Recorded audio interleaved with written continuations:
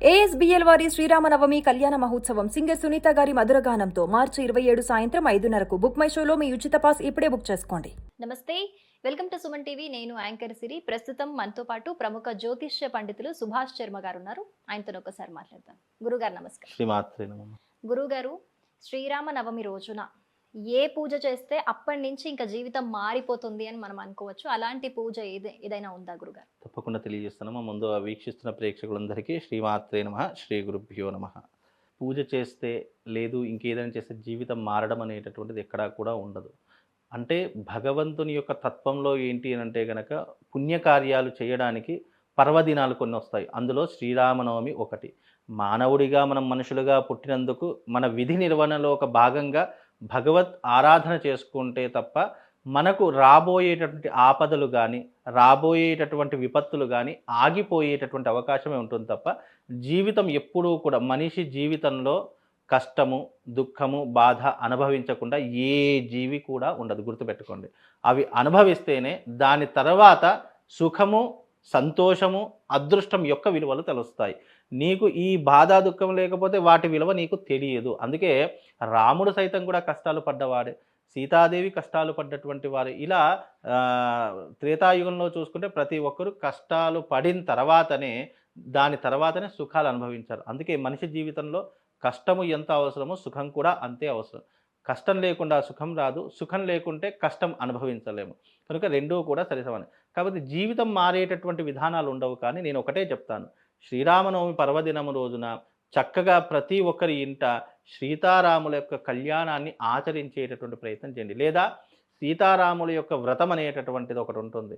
ఆ వ్రతాన్ని చేసుకున్నా కూడా మీకు అష్టైశ్వర్యాలు కలుగుతూ ఉంటాయి. అలాగే శ్రీరామనవమి అనేటటువంటి స్వామివారి యొక్క జన్మదినము అంటే పుట్టినరోజు అని అర్థము. కానీ మన దగ్గర ఏం చేస్తారంటే శ్రీరామనవమి అంటే కళ్యాణాలు ఎక్కువగా ఆచరిస్తూ ఉంటాము. కాకపోతే ఆ రోజున ఎవరికైతే సంతాన భాగ్యం లేదో, ఏ ఇంట్లోనైతే సంతానం కోసం పరితపిస్తున్నారో అలాంటి వారు మీ ఇంట్లో ఆ రోజున చక్కగా డోలోత్సవం అంటే స్వామివారిని తొట్లెలో వేసేటటువంటి ప్రయత్నం చేయండి. దాని తర్వాత మీ ఇంట్లో తప్పకుండా శ్రీరాముడు జన్మించేటటువంటి అవకాశం ఉంటుంది. చక్కని సంతానం కలిగేటటువంటి అవకాశం ఏర్పడుతుంది. ఈ మధ్యకాలంలో చాలామంది హెల్త్ ప్రాబ్లమ్స్ వల్లనో లేదు అంటే ఇంకా ఇతర వ్యవహారాదుల వల్లనో చాలామందికి సంతానం అనేటువంటి కృత్రిమ సంతానమే ఎక్కువగా అయ్యేటటువంటి ఆ రకమైనటువంటి సంతానాలు ఎక్కువగా అవుతున్నాయి. అలా కాకుండా మీకు సత్సంతానం కలగాలి అని అంటే ఈ శ్రీరామనవమి రోజున చక్కగా శ్రీరాముణ్ణి ఊయలలో వెయ్యండి. మీకు తప్పకుండా సంతానం కలుగుతుంది. వివాహం కానటువంటి వారు ఎవరైతే ఉన్నారో అలాంటి వారికి సీతారాముల యొక్క కళ్యాణంలో పాల్గొని స్వామివారి మీద వేసిన తలంబ్రాలు అక్షతలు ఇస్తారు.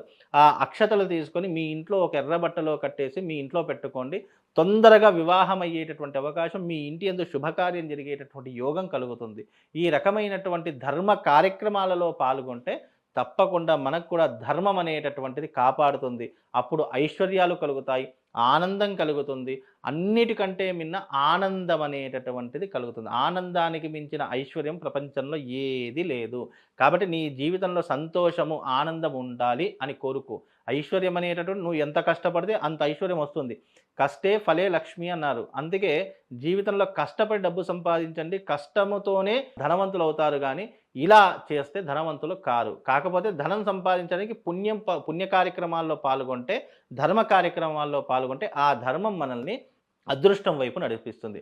అదృష్టం వైపు నడిపిస్తే ఏమవుతుంది? మనం అదృష్టవంతులు అవుతాము, ధనవంతులు ఆటోమేటిక్గా అవుతాము. కాబట్టి ఈ రకమైనటువంటి విధానాన్ని పాటిస్తే ఎవరైనా సరే అదృష్టవంతులు అవుతారు, ధనవంతులు అవుతారు, కుబేరులు అవుతారమ్మా.